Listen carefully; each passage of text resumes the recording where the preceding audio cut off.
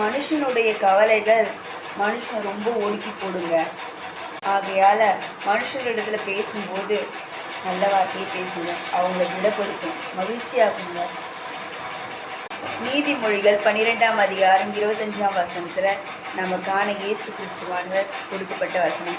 யாருக்குள்ளும் மகிழ்ச்சியாக இருங்கள், அன்பாக இருங்க, உறுதியோடு நம்பிக்கையோடு இருங்க. கர்த்தர் உங்களை ஆசீர்வதிப்பாராக. நீங்கள் நெகிழப்பட்டதும் கைவிடப்பட்டதும் ஒருவரும் கடந்து நடவாததுமாய் இருந்தாய்.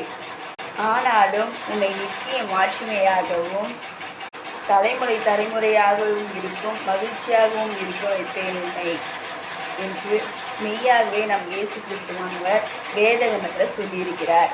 ஆமென். ஏசாயா 60ஆம் அதிகாரம் 15ஆம் வசனத்தில் நீங்களே டவுட் இருந்தால் வேதகமத்தை தேடி கண்டுபிடிச்சி எனக்கு கமெண்ட் பண்ண மறந்துடாதீங்க. கர்த்தர் உங்களை ஆசீர்வதிப்பாராங்க. கர்த்தர் எப்பொழுதும் நம் அருகில் என்றைக்கும் இருக்கிறார். நம்ம மீது ஏசப்பா வச்ச பாசம் ரொம்ப பெருசுங்க. நீங்களும் அன்பாயிருங்க, பாசமாயிருங்க.